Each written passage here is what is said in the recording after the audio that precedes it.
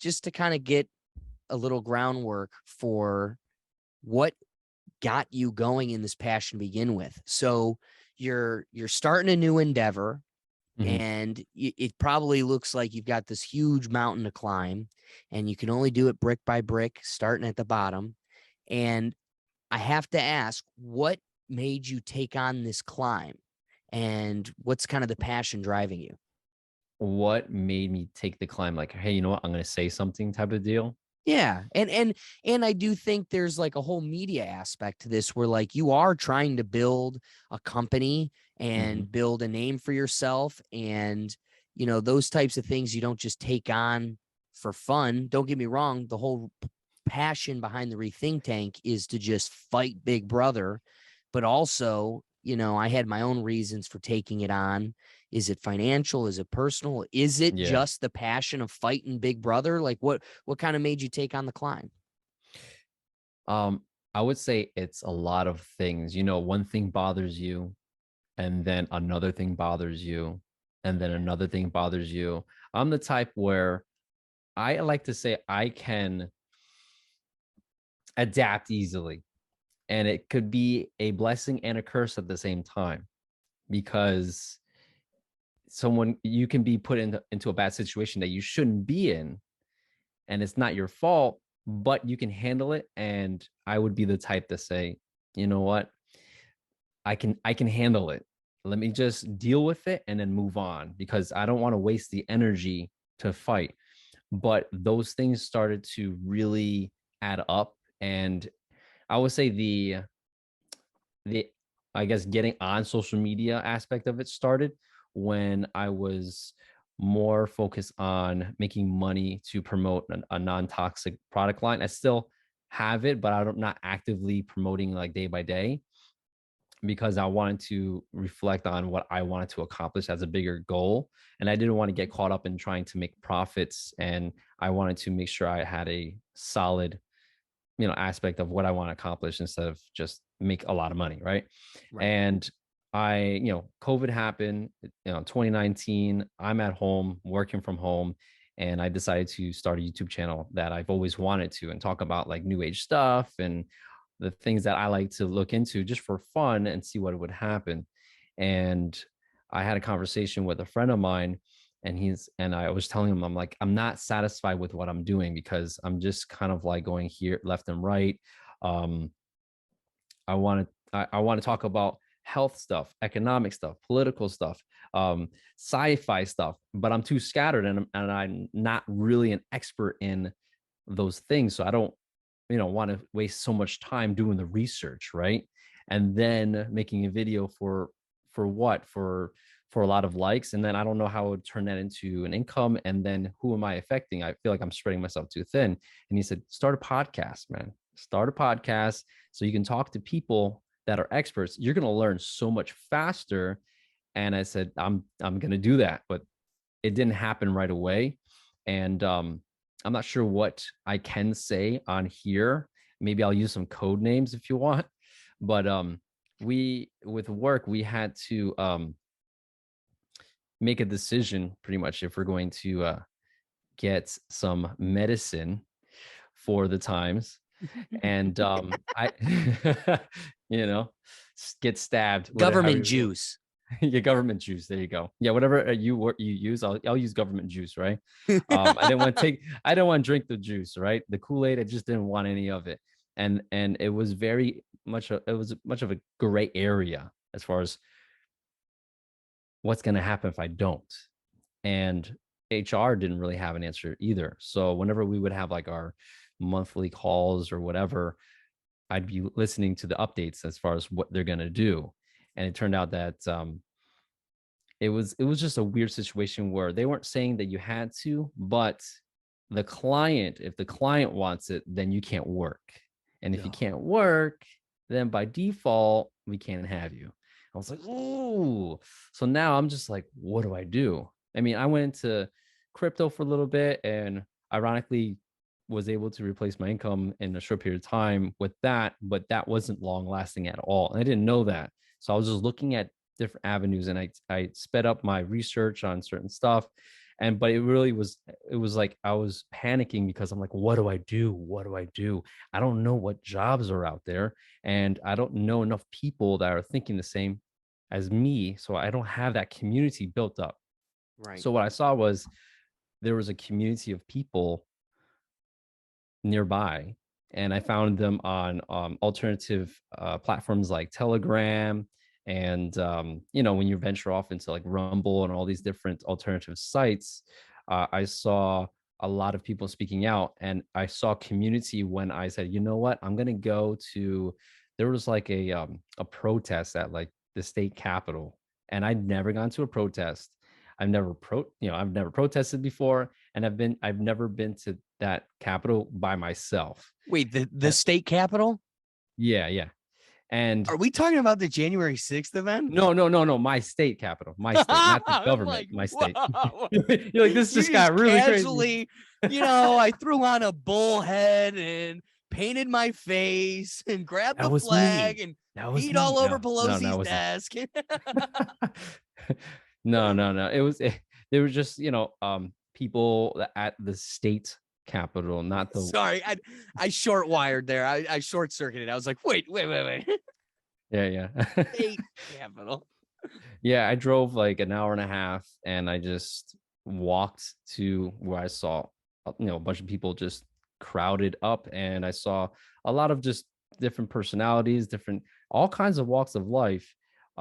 People even had booths set up. It was crazy. And then someone Wow. had a mailing list of, I'll tell you what, before I talk about the mailing list, I have to mention that there was a guy in a uniform, like with a drum set, and he was just full on like just jamming out. I'm like, I'm not sure if he like that's nuts and cool, but that's crazy. Was You it know, like rock band drums or was it like march to war drums? it was like a Ouch. marching. What did he? I'm trying to remember. It was a while ago. I'm trying to remember what he wore, but it looked like he was from like the 1700s. Where he was like marching and just marching band, but like old school gear and stuff. Classic And drummer boy. yeah, yeah, yeah. So he was just jamming away. So I'm like, this is a lot of funny stuff. You have people with their kids on blankets, and they have posters like "No juice, no juice." Paraphrasing. Um, and then I was like, you know what? I wonder if there's anybody like near me or who I can talk to. And yes, there was a booth, and they were talking about something called a PMA, and people were talking about we're doing potlucks nearby. And I'm like, oh, sign me up for that. I'll meet people and we'll do potlucks at wherever. And so people are opening up their homes to Whoa. locals that are on the mailing list in the group chats, and they're just coming together to meet up and talk. And it was interesting because I went to a couple of them, and there's people, I would say the age range was, it was mostly parents or older. So I was on average the youngest person there. But it was cool to talk to people that were like, yeah, this is what's bothering me. That's what's bothering me. This is what I'm doing about it. And they're local. And the one of the people that set it up, the reason why she set it up is she knew that there are people out there that are at odds with their family, with their belief structure, and they can't talk to nobody. They can't talk to anybody. And they have a They very can't soft talk to spot. those liberal loving people that are open to people that are different than themselves. Sorry. The irony, The right? irony. And so that's what they, to prevent suicides, to prevent people from being just lost and confused, and maybe give up on what their beliefs are, and just kind of like just go with the flow. Just they sought to give a community aspect of it. And that's why I was like, you know what, I would like to give back to that community and help build the community by going online, doing a podcast, having conversations that are on the empowering side, entrepreneurial, and at the same time looking for just someone to talk to or to hear that they're not alone. So that's why I wanted to go that direction, because I saw a lot of potential. But a lot of the people that I saw in those communities, again, were older, and they're not that tech savvy. And the ones that are, I barely saw them. I love that answer. I think it proposes it in a much better way than I was initially going to boil it down to. But at the end of the day, They forced your hand, and it was survival instinct. Is that safe to say? Kind of like, I hate making this analogy. I actually stopped saying his name on the podcast, and I will double down on that now because of the heat he's in. But AJ, that crazy guy from InfoWars, that dude is a sentiment to he wanted to stop. He was ready to stop his company. He was ready to retire with his family. And in 2015, you made a mountain out of a molehill, and you've made a beast to where he will die doing this. No matter if there's $0 in his account or $1 million, he's going to die on this fight. And I don't like putting it in such intense terms, but what I relate to from your message is I feel similar, where this wasn't supposed to be the road. The road was always for me to settle as an attorney quietly in my corner. And now you've made me more passionate about this than having a family, than having to see my career develop. All of that takes a back burn to this. And it's not because I want to have the big Joe Rogan experience, or I'm going to turn this into the $1 billion Barstool Sports. The dollars and the views does not matter. It's the fight to me. That is, it's important because, I went to law school. I could have gone into any facet of law. And by the end of law school, every person asked, what do you want to practice? And totally, it became First Amendment law. That was the best course I had, and grade wise. But then also, all this did was entrench me in that. I would never have taken patent, trademark, and copyright law. You don't get a lot of extracurricular or I can't remember the term, but like extra classes that, like, besides your core classes you have to take, and you only get like 2 or 3. And I wasted one on trademark and copyright because I knew I was going to own this name. Nobody could take it from me. And so there were all these bricks that I had to learn, like, slowly building this wall that otherwise would never have existed. I would have just hit around and swiped on TikToks and played Fortnite till the day I died. But now you've made an enemy of somebody who wants to just be a quiet, functioning member of society. The irony. And just to double down before we get into the episode, I've said this a couple times before, and I will always die on this cross, that at the end of the day, I'm liberal. I'm going to say that. Put it on my forehead. I'm liberal. I'm just not voting for a Democrat ever, ever, ever, ever. And so I'm liberal. I don't care who you're or what you're smoking on your property. As long as it doesn't affect me on my property, I'm liberal to it. And sadly, we're losing that perspective. And that's what the fight is for me, at least. Anyway, final thoughts before we get into this thing. I thought we started, so that's why I give you a longer answer. No, I appreciate that. Yeah. I listen. I usually kind of chop it up a little bit before we get in, and then I'll introduce us. So, any rapid thoughts with what motivated you to jumping into this thing?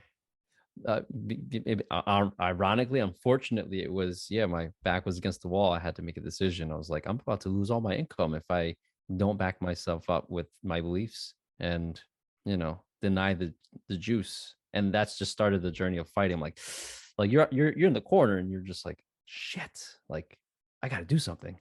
And how wild is that? It's like the Batman to the Joker when he was like, I'm going to start given this like I forgot, like the end of one of the movies, the Dark Knight series, he's like, be careful what you wish for, and then like the opposition is going to come if you go too hard and you're too good at what you do, you're the best, you're the antithesis of you, or however you want to say it, is going to pop up. And I feel like we are a collective version of that like we were bothered enough to be like, oh, that's it, I'm done with this, we're going, because they're being too successful, and I was letting it ride a little bit, but enough's enough. My back, I have no choice. And so that's why I believe in that movement, because it's literally the enemy has created its solution. The sad part is we try not to think in these ones and zeros because it's so boilerplate and so generic. But the reality is, all this is in 2011, PC culture, the representatives that were taking our votes and, backdoor deals, but also 200 grand a year to represent us, they just started shoving this new term down our throat. Political correct. I'm just trying to be politically correct. And we let it go. We were like, yeah, be nice to the gays and the other people. Like they look different than you. Be nice to them. And every person with a heart was able to go, I get it. I get it. Yeah. Stop saying the mean words. And then it evolved into, all right, wait, we're no longer allowed to say mean words. We're cutting kids' wieners off. And then it got so far down the line that we're like, whoa, whoa, whoa. This has turned into a whole new beast that I don't even recognize. So the sad part is we don't think of it as political correctness, but that is what this was. It just snowballed into such a beast that, like, my favorite concept is the left eating the left. It's a term I love using because you'll never be woke enough for your own people. Oh. And so, yeah.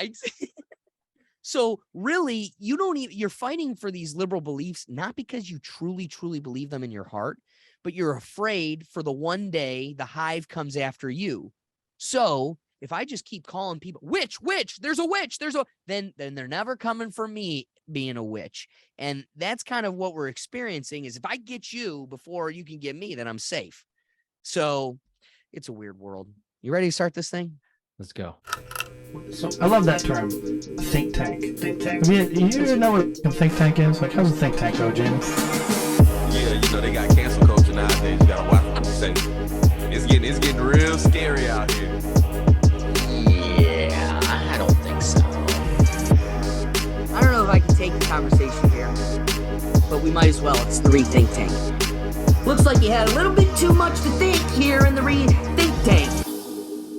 Hey, what's going on, everybody? And thanks for joining me again. I want to introduce my really special guest because, one, it's a sentiment to the motive and drive behind the Rethink Tank.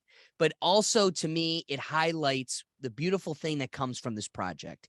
Meeting new people that think differently than you, but also maybe sharing just as many similar beliefs as well. We can all learn from each other. And because of that, I want to thank my guest, Jon Astacio, from joining me. And again, taking on this great endeavor. I can't wait to see where it goes. So, Jon, thanks for joining me, my friend. Thanks for having me. And so Jon has been kind of integrating into his show and to his media, asking people their red pill story, asking them what red pilled them, kind of broke them out of this wild matrix. So to give you a little bit of a background, Jon, I will say that the red pill story, the red pill event that made me an enemy of all the agencies wiretapping me right now is COVID, obviously, the boogeyman germ. That's what I chalk at least the main point to be. But what's funny is, on further reflection, I can totally point to one event. I could totally point to one event at this process that provoked me to even start a podcast and was like the main motivator. It's 2017. For a year now, I'm driving a Sprint in the winter, and people are yelling at me that the Sprint service sucks. And it's like, yeah, I know, folks, we're at Sprint. And every day I'm listening to Joe Rogan, and this is before there's 1 million+ podcasters out there, but his narrative kept going. If you think you should be doing this, then you should do it. Just start it and do it. And I kept going, that's me. That's what I need to do. He's talking to me. He's not talking to anybody else but me.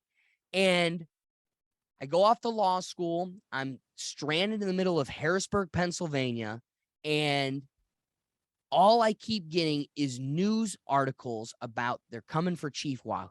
They're coming for Chief Wahoo. Now, granted, they don't officially pull the Cleveland Indians and with it Chief Wahoo until 2020. And so we were able to get another 2-3 years out of the name, our logo, our mascot, everything. And there's always been murmurs about the Indians being racist. But it wasn't until like 2016, 2017, there was a hard push for, at the very least, we need to get rid of Chief Wahoo. And it drove me nuts that every article, every clip, every conversation about this was from one perspective, the ignorant perspective. And it was just trashing those that supported this name and this team. And again, further emphasizing the ignorant perspective. Nobody wanted to talk about how it was based on Joe Sacalaxis, the first Native American to play in the American League, that it was a 7-year-old white girl that when the city, because again, there was a point in time where we were allowed to democratically decide what the team name was. It wasn't ordained from the gods. And she wrote an article to the whole city of Cleveland that it should be named after this guy, the chief, who was a rallying figure of the city, that he should be he should be memorialized in our team as this is something we should be proud of. The first Native American, something we can rally behind. Then look at Major League. Say what you will about, oh, I can't believe they had that on a movie screen, that people were doing that. It never came from a place of hate. It came from a place of even if you wanted to paint it as jest, there's always going to be, you can always find that in most things, but irrefutably, it never came from a place of hate. And so it drove me wild that there was no conversation, or at least ode to the perspective that is different than the main narrative. And I felt there's only one way for this to be heard, or at least for me to hear it. And it's me taking that torch and doing it on my own. And that was the main motivator. I wasn't conspiratorial, and the show surely was not tinfoil hat. Interesting. Until 2020. And then, you know what's wild? And this is, for the viewer, but this is for me and you and for your understanding. That's why I appreciate you calling it the government juice or the boogeyman germ or whatever it is, because if you go to that first week of COVID, you can look at my analytics, and YouTube shows you where viewers come from, whether it's from your link, like you spreading the link out and people sharing it, or YouTube thumbnails on the side, YouTube suggested videos on their home screen, or YouTube suggested videos after a video. And so YouTube gives you those analytics. You can see it's pushing it to strangers, pushing it to strangers, pushing it to strangers. The first episode I talk about the boogeyman germ, it is off like a light switch. You just 0 off. Nuts. Not surprised. And then it never comes back. And then it comes out like 4 months after that period. Logan Paul, the knight in shining armor for YouTube, comes out and tells everybody, don't say the word COVID because YouTube is shadow banning any video that uses those words. Well, at that point, once you're categorized as the anti-Fauci bad guy, you're damned. And so what kills me is you could see where the algorithm just turns you off. And that's why I doubled down on, yes, the main motivator was Chief Wahoo. But this was never that show. We did seltzer taste tests and all kinds, and we still do. We still do the fun stuff. You had fun. One chip challenges, the whole 9 yards. Oh, but it wasn't until we realized we're in a legitimate battle with demons that this show had to pivot to a very serious, I guess, pursuit. So that was my very, very long-winded way of answering my question to asking you. I'm curious, John, what was your red pill story? Well, it's interesting because as far as I can remember, I was always dropping myself into different rabbit holes, so to speak. And you end up taking you take a red pill, you fall into a rabbit hole, right? And I can say that the earliest instance of wondering what's going on is when I was in elementary school, actually. And it's interesting how you can get influenced by just learning about something that just sparks belief in it. My mother would tell me stories of how she would have dreams of something happening, like a specific situation where she was in class. In her dream, she was in class. She wasn't familiar with the teacher or the people around her. And there was somebody, she recognized in the dream, she was able to, I guess, recognize the person behind her. And, when you are in your dreams, sometimes you have memories that don't exist when you wake up. This is weird. So she was just like, she knew the people in her class, but when she woke up, she was like, what was that place? And she was in a place where at the time in her life, her waking life, um, she was going from, I think, a Catholic school to a public school. So she was really stressed out about it.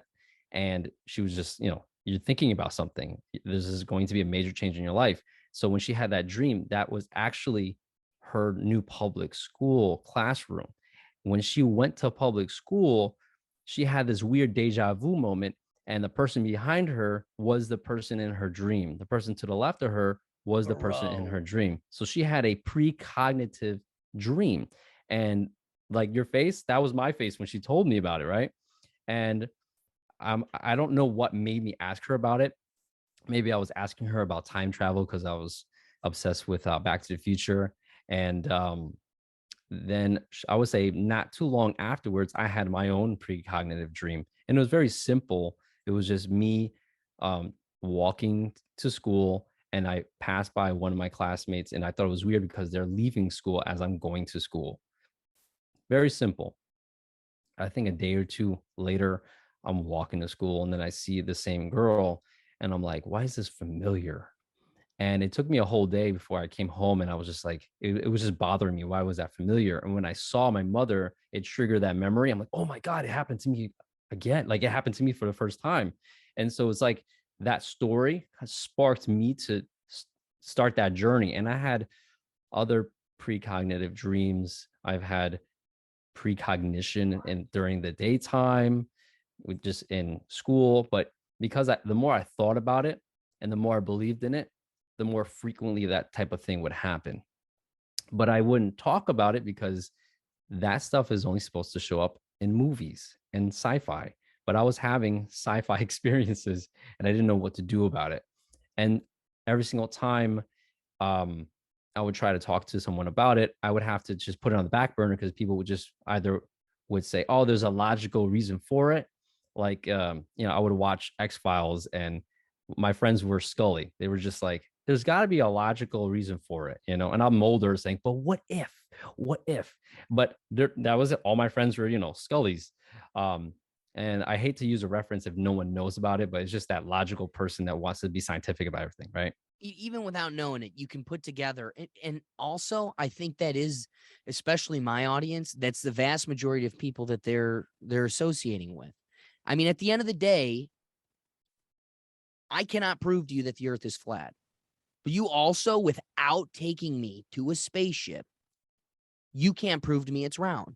There's a lot of science that you operate on. And at the end of the day, where the science lies in my life currently, I am left and forced to operate in a world where it is certainly round. And I won't say that out loud for too many people because then you're instantly damned. But there's a philosophical theory of the existence of last Thursday. And it's a theory that literally existence came into being last Thursday. And all of your memories are artificial. And it's to convince you that there's a history well past the actual start period. How would you know whether or not your memories are falsified and that you actually did experience beyond last Thursday? Also, the most catchy, most stimulating, and sexually appealing theory right now is I just had it and it fell out. Simulation theory. You like again, simulation. This is the philosophy major in me. Simulation theory, the existence of last Thursday, round earth, flat earth, all of those are equally as provable. And you go, and I'll take out round earth because I get it. You're all bitten by the bug. But there's a sentiment to the way you think versus the ones and zeros of the more sensical thinker. And it's that they have you're wrestling with theories and ideas and trying to grow. That doesn't mean you buy them. Doesn't mean I subscribe to that theory. But your inability to wrestle with that or even consciously consider a different theory shows that even if that other theory were to be the case, it would be impossible for you to see it. So I never watched X-Files. It seems like something that I'd be interested in and I should You jump love on it. But I definitely relate to, what was it, Sully or Scully? Scully. Scully. I relate to that character because it is what we're surrounded by the most. And it's because the masses that does surround us, we're not only trained to not have the ability to theorize and play, but because of that, anecdotally, I don't think they could ever learn it. At this point, their brain is crafted in such a way that they only think in ones and zeros. And no matter what you spoon feed them, it doesn't exist. And that is a real struggle we're dealing with because the vast majority of them are brainwashed in such a way. Yeah. And it's interesting because going back to that show, eventually she has something that happens to her, which forces her to accept a different reality that makes her now that person where no one believes her. And I took note of that. And I thought, well, I'm going to continue to have interesting, experiences, and I'm going to test those experiences and build off of those, and then incorporate those experiences with friends that don't believe me. Ooh, And that's a fun exercise. I yeah, like that. and one exercise I did was I didn't think we were going to go here, but I was working at, this was like a while back, like let's say high school. I was working at a grocery store and I'm on break with my friend, my best friend at the time. And I had this thing that I was doing where I saw the movie Matilda and I thought it was really cool that she can use her brain as a calculator. And I like time travel stuff because of that experience, right? And what I would end up doing is we would be on break. We know what time we're on break. And I would tell my friend, hey, I'm going to try an experiment. I want to see if my mind can tell me what time it is without looking at the watch for a while, right? Let's just see what happens. And we have 15-minute breaks. We sit down and let's say it's 7 o'clock, or we have to go back by 7:15. Cool. So I'm like, we have our conversation. And then all of a sudden I'm like, hey, is it 7:10 right now? And he's like, it's 7:11, close. All right, cool. Then another day goes by. I do it again. Hey, we're on break, 7 o'clock. I ask him randomly, hey, is it 7:09? And he's like, yeah, it is. And we're like, whoa, that's crazy. But you have to repeat something, right? Sure. So I repeated it so many times, it got to the point where I was close to the seconds, because I was like, hey, it's time for us to go on to get off a break. It's gonna be 7:15. I think we're at like 7:14 in a couple seconds. And he's looking at his watch, and like sometimes you can, he's like, well, it's 7:14, and then like it just turned 7:15, and we're like, oh, So I got to wait. I got to ask, are you not taking break at the same time every day? And are you not, like, being honest with the internet here, are Yeah. you also not looking at your phone at all to gauge, like, all right, I got about 10 minutes? So yeah, the goal was to see first it was to see if I can even do it. Then it was, all right, well, let's see how long it's gonna, like, how long can I not look at the clock, And I do this now just for fun, because Wow. it's only so much you could do. And but like I like, you're getting ready for work in the morning, you take your shower and you're like, oh man, how I don't have a clock in my shower and I don't know how long it's going to take, but I would like to take 10 minutes max, right? And sometimes I want to be 5 minutes. I want to be in and out. I don't want to get used to the warm, hot water and then get all comfortable and like never leave 30 minutes later, waste a lot of time. So I started playing the game of like, all right, it's going to take me 5 minutes. And when I get out of the shower, I'm like, it's probably like 6:32, just playing the game. And there'll be a bunch of times where it's like 31, 32, 33. And I wanted to strengthen that muscle of using your brain to do the heavy lifting. But that's just Right. one little thing, right? And I'm like, that kind of sparked my interest in like, what else can the human body do? What else can the brain do? What else is there to this reality? There's a lot of stuff that we don't know about. And then my curiosity would go into different rabbit holes. I would give that question a chance because I had my own experience. And then when COVID hit, I was already, trying to figure out what was going on. And I'll tell you one thing that was really interesting. This was, I mean, that was my rabbit hole, but I can go into something else. But that was at the end of the day, that was my rabbit hole. But I did want to mention that I did find out, I found this website that was pretty much showing you how you can heal with sound and diagnose illness with sound. Don't even get me started on the conspiracy theories of like, do you notice like a new church goes into a closed down Sears? Notice they're not building 3-story organs like they say they did 200, 300 years ago. I confronted my dad, who's an engineer, and we can't do that. We can't. We've convinced the public we can. We just choose not to. But do you truly believe that when all of your new churches and stuff go into closed malls? And so my theory is that there's a hidden past, there's a past to the human race that they hide from us. That I think the pyramids, just like the ones in Mexico versus the ones in Egypt, all were a way of siphoning an energy, either dispelling an energy or siphoning the energy. Just the coordinates, once you go down that rabbit hole, it only highlights it. And they made an enemy out of one of the greatest. They say trust the science. I mean, John, shut the hell up and trust the science, you bastard. But also, one of the greatest American scientists to ever exist became an enemy of the state when he tried healing you for free, when, he could just heal you with waves, vibrations, and frequencies. And they were like, oh, yeah, that Nikola Tesla guy, we should kill him now because he wants to give you energy for free and he wants to heal you for free.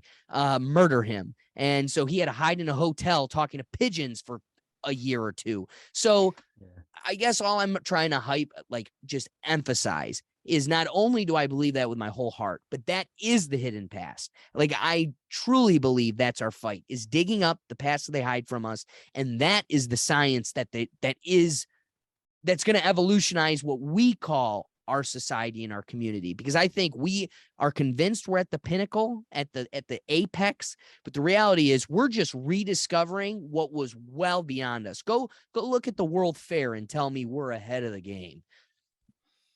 Oh man, you mentioned a couple of things, and each of them deserve their own conversation and their own hole, podcast, right? I mean, pyramids, pyramid, flame in the middle.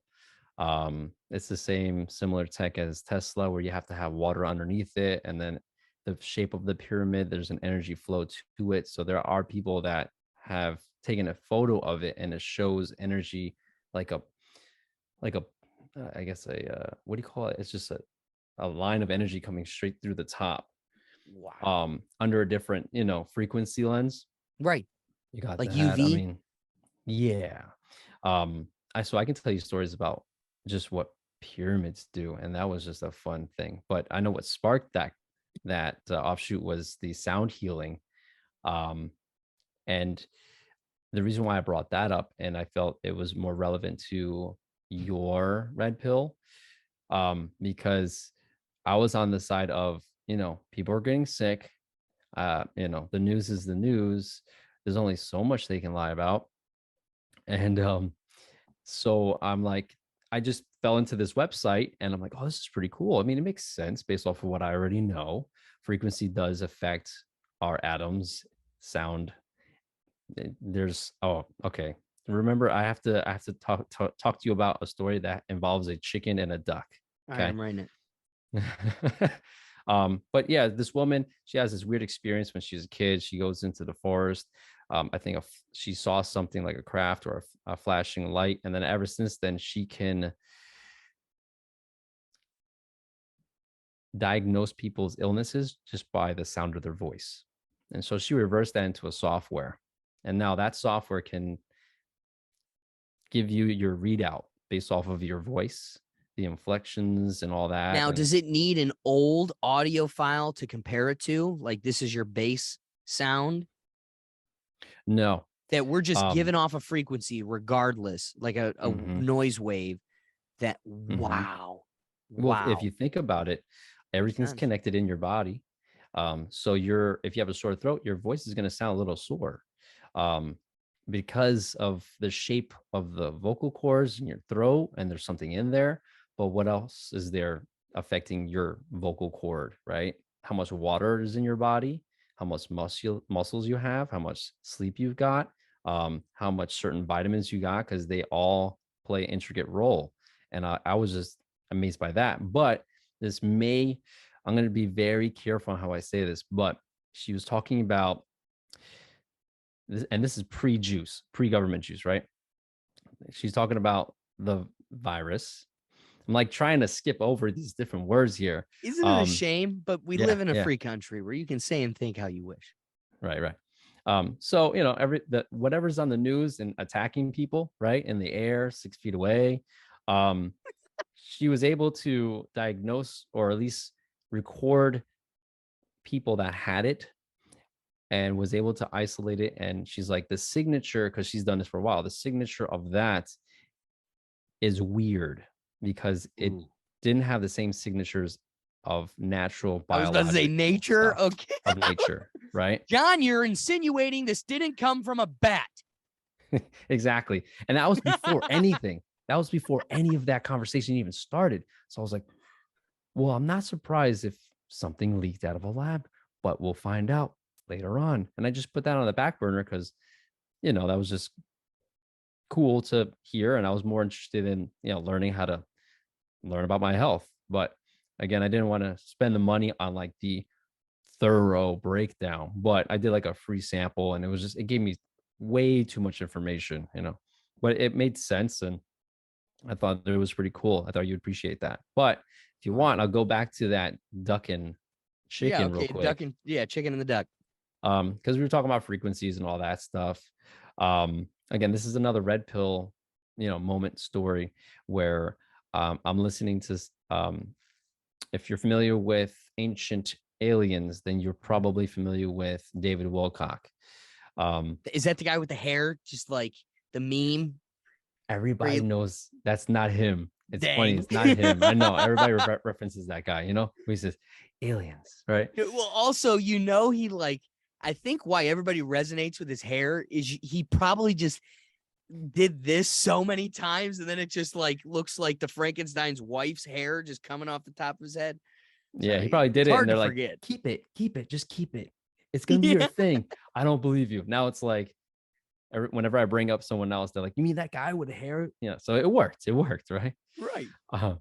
So this guy, David Wilcock, he does, when he was younger, he read like 300 books before he got into high school. This guy's just nuts.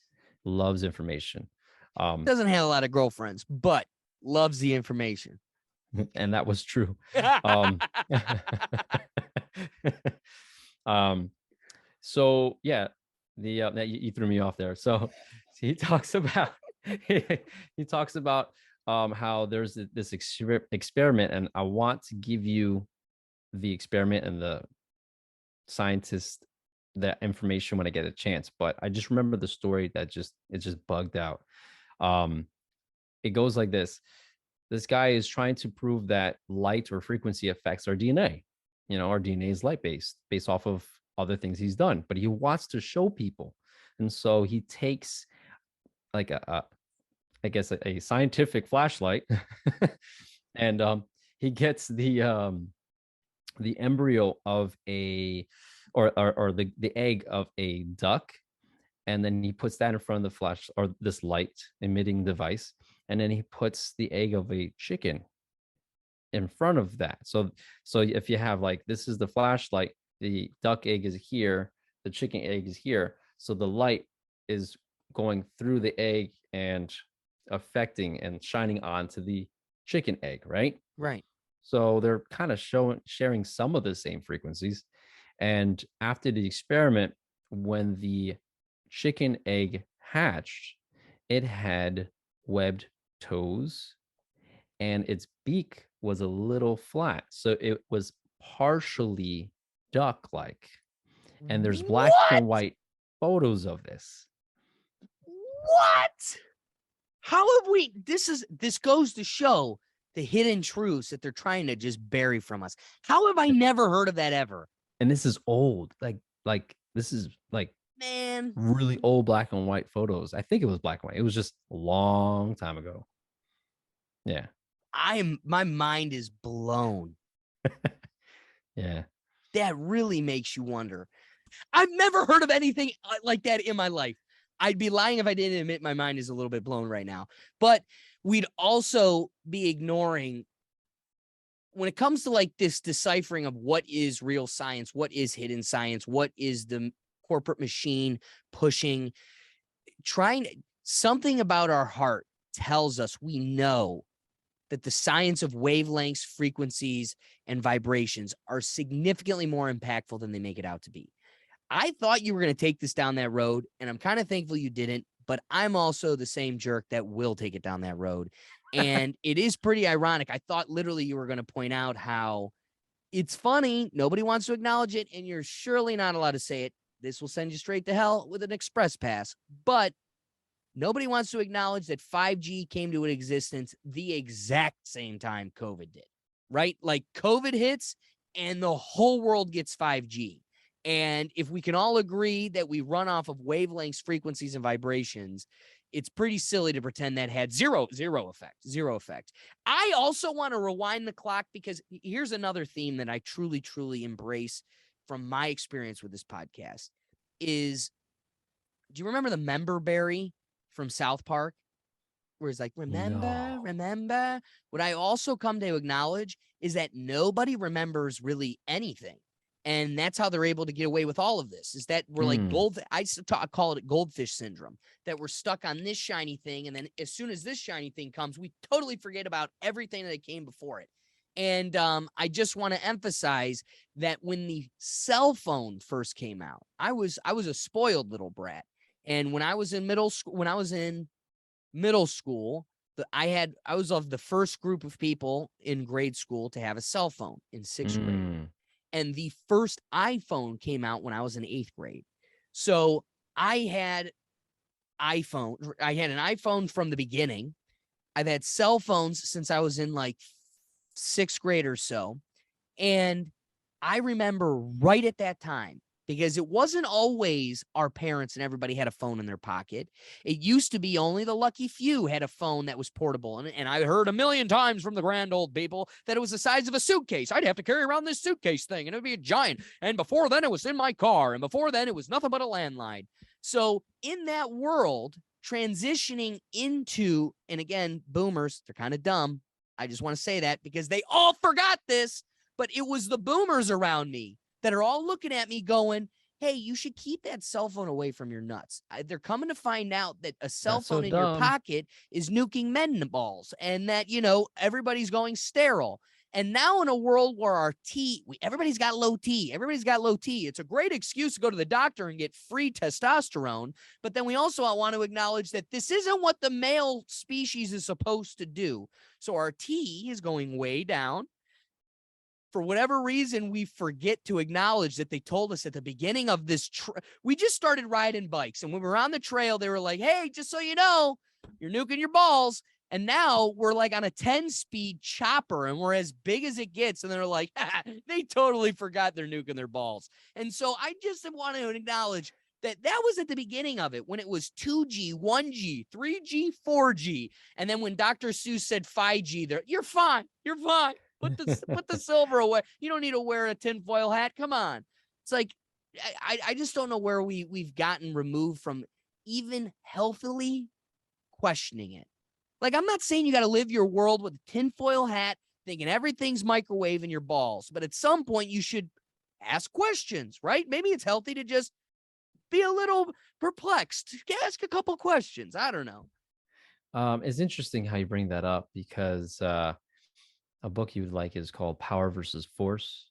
And it talks about the different levels of consciousness based off of kinesiology, which is like, your muscle twitch. and your body knows ultimate truth apparently, and can tell. Your body would know the truth even though you consciously don't, which is freaky. So with that math set up, this guy did experiments and he found different levels of consciousness. And I like it a lot because there's tangible evidence that you can apply with yourself, where you can do a muscle test and kind of play with that whole theory. But it's a journey on to knowing yourself. That's what makes it a challenge, and that's why I think a lot of people just don't do it. It just takes time and patience. And to kind of address what you were saying, where there's a lot of stuff happening and we tend to have amnesia and we forget everything. Goldfish And syndrome. what is it called? Goldfish syndrome. Goldfish syndrome. And I liken it to the reason being that I believe that it's happening to us is we're in survival mode.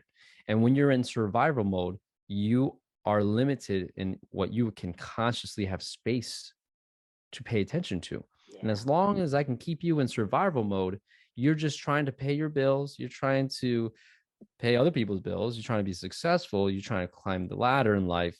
And then only then can you breathe, right? But no one's breathing. Wow. Everybody's suffocating, right? And it's only getting worse. But the people that are able to kind of sit back and be aware of stuff probably aren't in survival mode for whatever reason, or in a situation where they had to get out of the survival mode just because they were going to die, and then that catapulted them to getting ahead of the rest.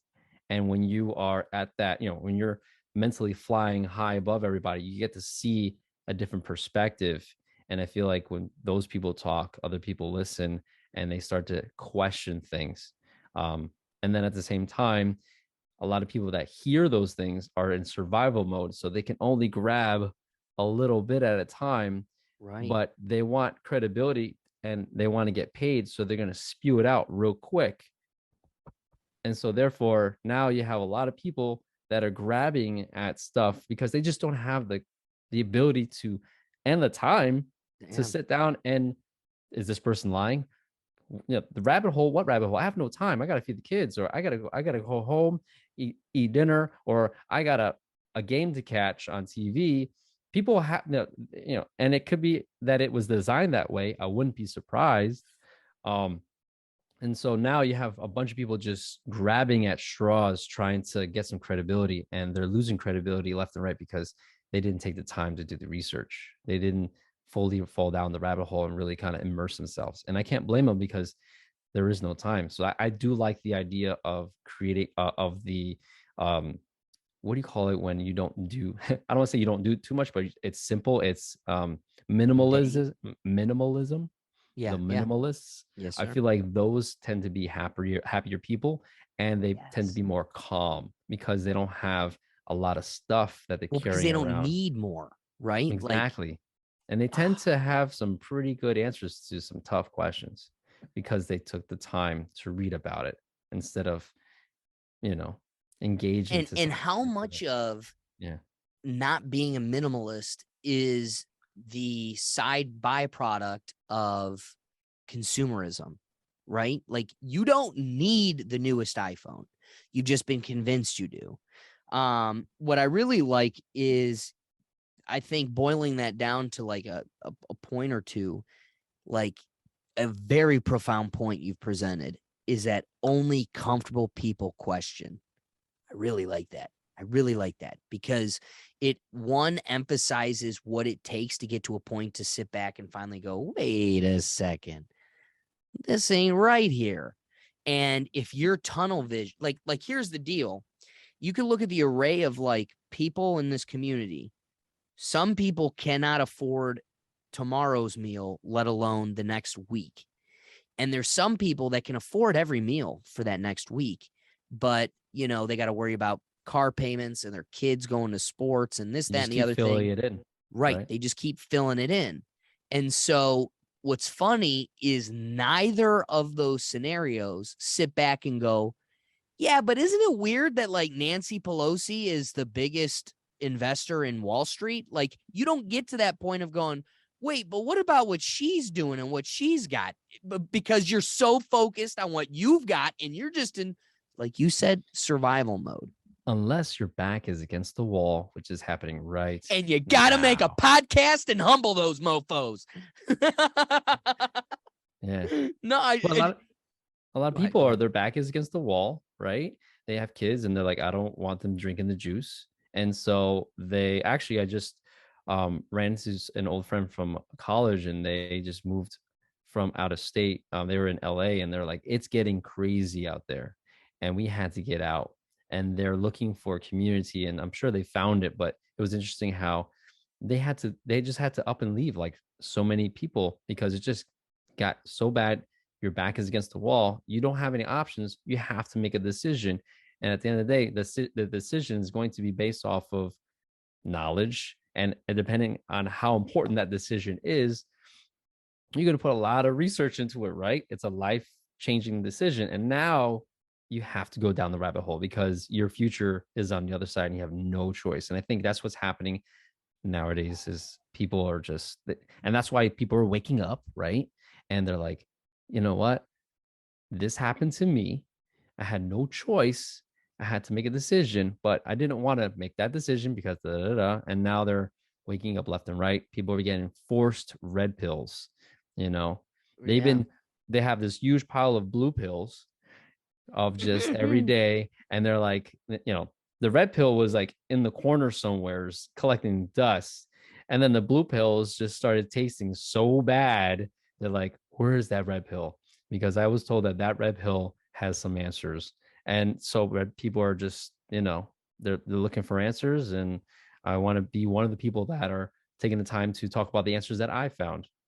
Right. No, I love that. I love that. And you made a passing comment when you were talking about how only comfortable people question things. And you had mentioned I wouldn't be surprised if it's designed that way.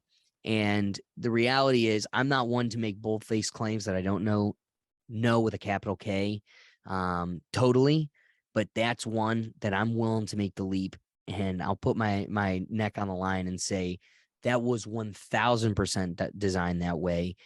Think about how wild it is that Henry Ford created the 5-day week, 2-day weekend. And it was just on a win. Like one man has created the only thing our parents, because their parents lived and died this way. This one human being, he could have picked a 3-to-4 ratio. He could have picked a 1-to-6, but one guy ordained by God picked one way the capitalist week will look. And Chick-fil-A to Taco Bell to Walmart to your accountant firm all use this formula. And it wasn't by mistake. And now living in this mundane hamster wheel every day, wake up, go to bed, wake up, go to bed, and you're trying to build a ticket to freedom outside of that, you realize very quickly there is no time.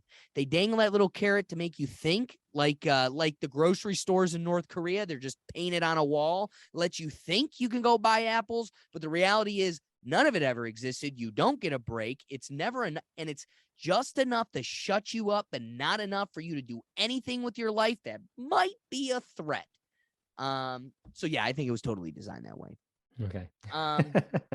I know you're itching to close out here, so I've got one last wrapping thought that I'd like to kind of flush out with you a little bit. Sure. We went down this road. I hope not to it expands into too much because, again, like I said, I know you got to get going, but I really do want to address this because it was something that I didn't intend to be presented in this conversation. Mm-hmm. We kept snowballing one way away from it to ever address it again. But I want to go back to your personal interest in precognitive dreams. You presented an interest in daydreaming, an interest in dreams generally, but like something I may have briefly been exposed to but never truly thought about was like precognitive dreams, a dream where then something then unfolds in reality. What I love talking about dreams on here. I think there's definitely something more to it. the philosophical theory that I subscribe to personally, as of now, until my mind has changed throughout this endeavor, is that I think our spirit goes somewhere into another dimension, and we live through. If we're told there's infinite realities, that means there's infinite realities of me right now living the same life, but I'm wearing blue shoes instead of the brown shoes. And then there's just as many realities as those tiny variations as there are me being an ice cream scooper, a clown at the circus, and me being the local fireman. Like, all of those exist because infinity, baby. So in that world, I think your body turns off and has to charge, but your spirit doesn't. And that your spirit goes somewhere else. And that it we've also learned that through dreams, your dreams are trying to communicate with you. They're, like you said, if you're falling, that means something. There's all these things, you could break it down to where it points to or alludes to something in your life, as if as if your soul's trying to give you some additional experience Yes. to take forward with you. Mm-hmm. So that being the theory I've kind of subscribed to, precognitive dreams are a monkey wrench in that, in some ways, that like it's a precursor to the reality you actually live. Does that mean it's happened into another reality? Does that mean that it isn't this theory I'm presenting and it's something totally different? Is it, a cognitive delusion that your brain just makes for you, and it's just you and your brain experiencing this? All of those things I present to you. And I do that because I want to. What have you taken from this curious wrestling with dreams? What have you gotten? But also, where do you lie in all of this? Because I want to go further into precognitive dreams. I like how you wanted to go there. I appreciate that because I love that. And it's something that I've been working on lately because I had a breakthrough. Oh, so timing. I'm doing my best to keep the conversation narrow to the question, because then it's like, what about this? Tell them about that. I'm like, all right. Yeah, dude. Shh, they're not ready yet. No, and I'm talking like I have like people in my mind, right? Yeah. We all have, other conflicting thoughts, right? So precognition. I had an experience and have read a book that kind of solidified that, to make me believe that, yes, we have OBE, right? Out of body experiences. You have a soul and it's tethered to your body, and you kind of drift places. And there's interesting stories around people hovering over their bodies, and they're looking in the room. And let's say you have a desk, the desk is not still, it's moving, and the things that are on the desk are constantly shifting around, so they're outside of time itself, right? Oh, wow. So time and space. Right. So it's almost like, at the very least, you're aware of you're in your room, but when? And because the when is a question mark, it's a real view of potentials that you're seeing all at once, right? Oh. That's how I digested it. And I was thinking about time travel and kind of looping things together. And I'll share an experience that happened, but I was like, I think dreams are the best way, the only way your future self is able to communicate with your past self, because it doesn't go against the law of free will. Your future self, without breaking any rules, can't just appear in front of you and say, do this, do that, because you know that it's going to change everything. Because now your younger self is going to ask you questions like, all right, so I guess I'm going to be alive in the future. And then they're going to make some dumb mistakes and know that they're not going to die. So I wouldn't do that, because I know that myself, I would experiment even more. I'm like, I'm not going to die, so that means I can fly, whatever. I'm going to jump off this building because I'm not going to die in the future. So, and I see time as a Twizzler, where you have the main strand, and then the parts that are rotating around it are the possibilities, but they have to keep tight. Wow. Right. Yeah. That's how I visually see it, and it's rotating, like DNA. Right. Go figure. Held together by frequency. So the so precognitive. So here's the experience that I had recently, and this could probably help somebody that may have similar dreams or take a second look at your dreams. And what I started to do is when you wake up, you have a very small period of time that you can remember your dream. So right when you wake up, just write it down. And that's why I did it like for like actually it's been 2-3 years now. Not every day, but when it's like intense, I'll write it down. So I had this recurring dream of being in school. I haven't been in school for like a decade. And Right. why am I dreaming about being in school? And on top of that, why am I dreaming about always being late to class, not knowing where the class is? And then when some days when I finally get to class, I didn't do any of the homework, nor do I know what is going on. And it was frustrating because I'm like, what does that mean? And I started something and then okay, so what does that mean? It just was on repeat and different variations of that. And then one day came where it was different dream. I was in the car, and for some reason the dreams have me young and in my early 20s or late teens, and I'm in the car with my mother and we're going on vacation. And then all of a sudden I realized that I completely forgot that I was chosen to be a test pilot for a spaceship. And I was yeah, random and very confusing, and I was pissed. I was like, this is I always wanted to fly a craft and go into space, and I was given the chance and I forgot. How can that even possibly happen? And it's something so like me that it's funny. And I woke up like so upset. I was pissed, and I was just like, I had to laugh because I'm like, it was a dream, but I'm like, that can never happen again. That will never, I will never get an opportunity where and then it clicked. I was like, oh, I'm not paying attention. I'm not planning ahead. I'm not organized. And it was like my higher self was like, all right, you're not listening. All right, we're going to give you everything you wanted and then take it away. And then I was like, you know what? Okay.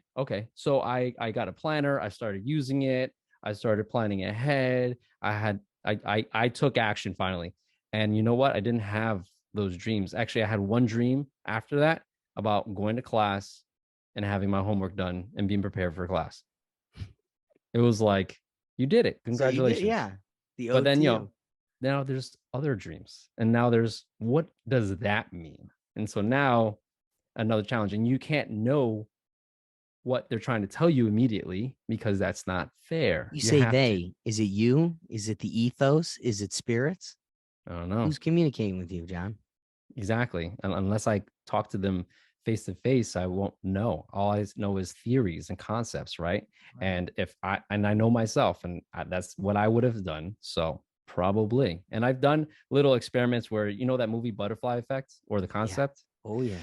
So I did that to myself, and I pretended to have conversations with myself in the future with the answers.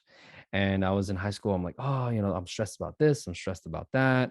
And I'm like, if I was my older self, what would I tell myself? And I would just play with that.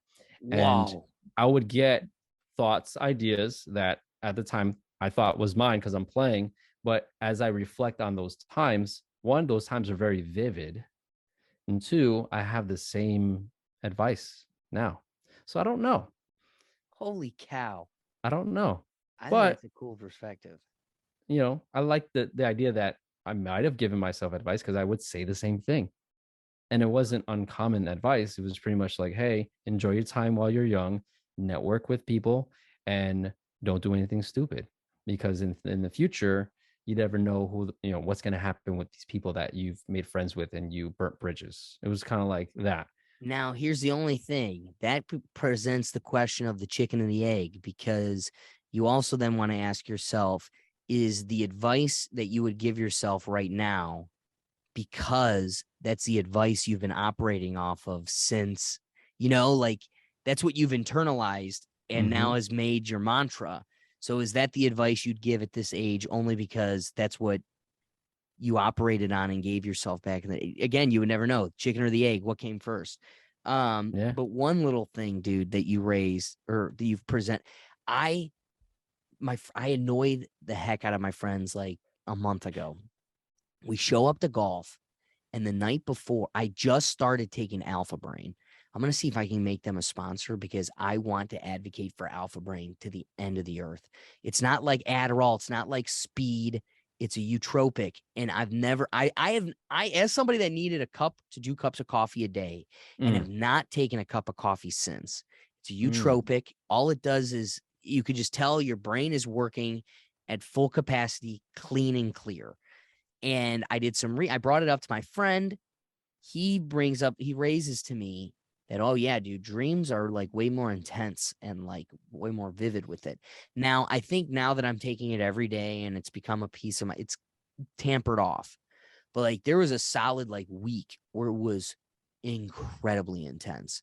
And there was one day I show up to golf and I was just out. I was just so out of it because I woke up. So the dream I had was my mom and my dad come to me and they go, Allison, my sister, is being cloned. We're going to make a genetically perfect version of her. It's a better version of her. And it's going to be her exactly. And mom's pregnant. She's going to have Allison again. And I go, well, where's Allison? And they go, well, she's already gone.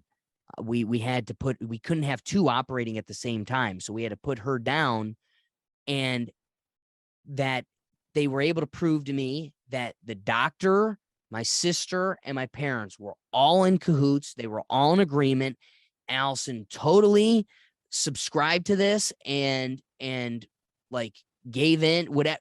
And dude, I've never been more emotionally upset and angry in my life. I wanted to kill somebody. I woke up so mad. I wanted to kill my parents. I honestly couldn't look at my parents the same that day because I just couldn't get over, how could you do this? I still am so emotionally fueled by this. And then to show up to golf and you're like, wait, no, it was a dream. Like, no, you're holding this emotional weight that doesn't even exist, let alone to the people around you. You're trying to get empathy. You're like, dude, my sister killed herself and my parents were all for it.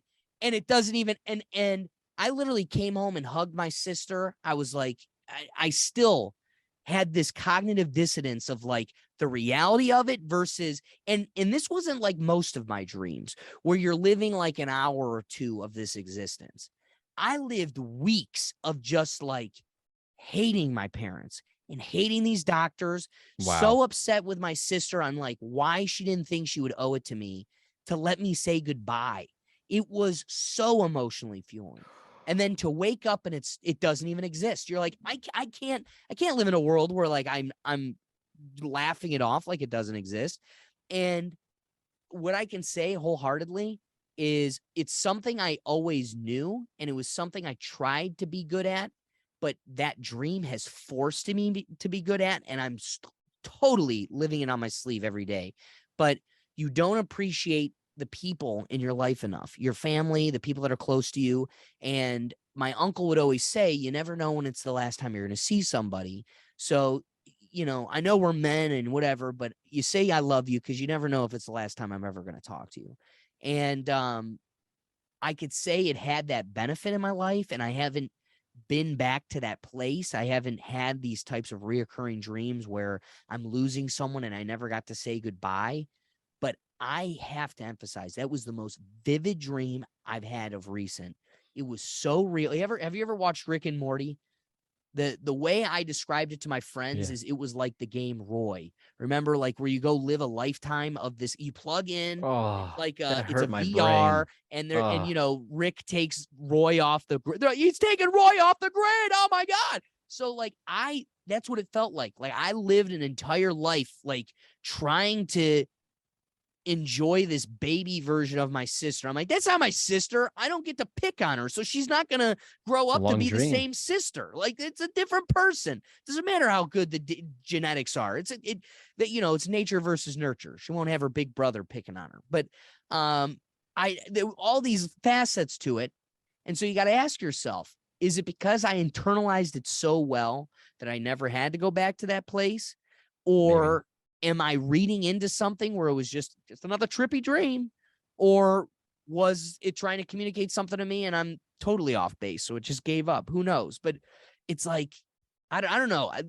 I just raise it because that was totally, and I swear to God, if it's precognition, I'm going to kill my parents. So It's almost like again, it was a message and it was a sign that you needed to appreciate for whatever reason. Maybe you were going off the path and you're just too busy to hang out with family, and then your higher self, again, assuming something, said, hey, you know what, you should start appreciating, because you never know what could happen. And then it was, the intensity made me feel like whatever you in the future or whatever was trying to prevent was that time sensitive, that important, that it triggered you to need to have something like that, I love that. What I really love is how your macroscopic overarching view of dreams, which was your initial pursuit or intellectual pursuit, found a perfect way to intertwine your other philosophical passion of time travel. Because when you brought up time travel, I wanted to pick your brain on, there's all the different theories of how to do it and how it works, and space-time, and is it really just pinching the space-time fabric and you're just really moving from like one point to one point, it's pinching these two together, whatever the case may be. All these different perspectives on it. And one, I've never heard this approach to it, but what I was going to raise to you too was how the most common theory makes the rule that once time travel is created, you will be able to travel to any other time besides before that period. That you cannot go prior, you cannot go further into the past beyond the point of time travel's creation. You can go anytime after time travel, but you can't go past that moment. And I don't know. So I don't like want if to you break create time travel, you can't go in the past, you can only go in the future type You of thing? could go in the past, but you cannot go beyond the point time travel was created. So let's just say time travel's created in 1920. You can go right now, you could go back to 1930, you could go back to 1920, but you can't go back to 1919 because that technology didn't exist then. But what I like on how this is so unique, so new, at least for me, that what I find cool is this transcends all of those lines. Space-time, a timeline. You brought up the law of free will. I'm a determinist. Another philosophical theory that was like a major silver lining to this show. I took philosophy classes. Sorry to break your heart, my audience, but that was my perspective. Sorry to break your heart, but determinism is real. Free will is just an illusion to get you off the couch and acting, but none of it's real. It's all connected. And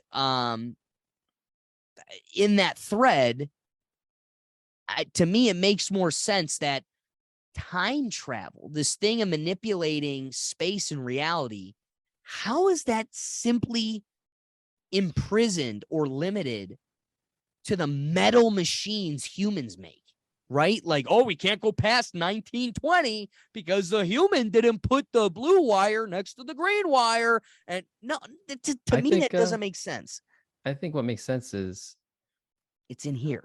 Synthetics are limited. And so the outcome is going to be limited, right? So if you make a time travel trip, then that trip might be limited to the frequency and the technology used for that trip. And so you can't go in the past with that tech. But if you use the original tech which is the human reality that we're mind. in, the Yeah. mind sitting in it, then there's no, there's no limit. And that's how I see it, right? I mean, there's a crazy story of let's just say there's an experiment and science. I'm going to tell you at story format so that we can go get past where it came from, and so that you can kind of get the understanding of where a theory may have come from Okay. and an example of it, right? So let's say that there were some programs that were not public and experiments on reverse engineering technology. And let's say that somebody said, what about the grandfather paradox, right? If I go back in time and kill my father, will I cease to exist? Okay. And one person hated their father enough to say, you know what, I'm going to do this. And I don't care because I want to have the joy of outing his father. So he goes in the past and he just kills his father, comes back, nothing happens. Same day, that dude gets hit by a car. Oh, wow. So it looks like what that story may show is it's closer to what do you call it? Final Destination? Is that Right. what that movie is? That no Where matter what, your it'll come back. destiny was to. But I don't like the idea of destiny because I think it's more of a, let's say, time Universal reality code. is a code, or there's a need for balance, and the Balance. code, the system, frequency. If everything's frequency based, you know when a note is a bad note, right? So it's easy to just try to bring that note back to harmony. And so bringing back to harmony could have been just him being in more of a likely chance to not exist anymore. And so I think that that makes the most sense because I like the idea that everything is alive, and everything is working to be harmonic, because that reflects on everything I've ever encountered in any type of rabbit hole, any type of experience. It's an easy thing to notice that repeats all the time. You're right. You're right. It repeats. It repeats all the time, and it's everywhere. Man, Yeah. I love this. I could bore you forever. I would love to pick your brain more on This is dreams. awesome. But then all of this, like going down the rabbit hole is a blast. Regardless, you may never go down the rabbit hole and find answers, but you're surely going to have a fun time. And nonetheless, you're still going to, it's an exercise. So not every time you curl a dumbbell are you going to see a change in your bicep and the sleeves get tighter. But that's why you can't just do one rep. So the fun part of this is you're just strengthening a muscle that never gets worked. And I appreciate you coming in here and wrestling with it a bit with me because it was a blast. Yeah, I had fun, man. Always. And so, guys, I appreciate you giving us your time. If we made you laugh, if we made you think, the best thing you do to support this podcast is share this episode. Take that link, send it to your friends. I've come to learn that I need to push people to text it. Text it to your friends. If you text the clip to people, then they click the clip and it takes them to that platform. And so the algorithm rewards the content that's bringing people that otherwise wouldn't be on. So long story short, helped your boy out and text it to your friends. Super easy. If you liked it, I assume the people that you congregate with are probably going to love it too. So let's find out. Send it to them. But Jon, thanks for coming on here and giving me your time. Where can they find you? Well, you can go to newagehuman.com, and that kind of brings you to all the podcast episodes. I'm going to update that to have more pages on more content and potentially products that are like health related, just because as you go down rabbit holes, you're going to run into stuff that's going to help you maintain your health or just to kind of be safe as a person. So, and at the same time, I like to help entrepreneurs in that space. So who knows, they might pop up in there too. But newagehuman.com. You can go to at Jon Astacio, JONASTACIO, and that's my Instagram handle. That's where a lot of my stuff is, and then I'll be uploading YouTube a lot too. Perfect. Perfect. And what's the YouTube channel? Same, New Jon Age Human. Astacio? New Age Actually, Human. Perfect. yeah. All right. Well, Yeah, make sure you yeah. go check them out there. We're going to have them on again because it was a blast. So, John, again, thank you for your time. You can catch all of our content on our website at www.rethinktankpodcast.com. Like I said, the best thing you can do to support this podcast is share the episode. Check us out on Facebook, Twitter, and all the other things. But otherwise, we'll catch you on the next episode. John, thank you again. And folks, we'll catch you later. Peace. Peace. John, thank you, my friend.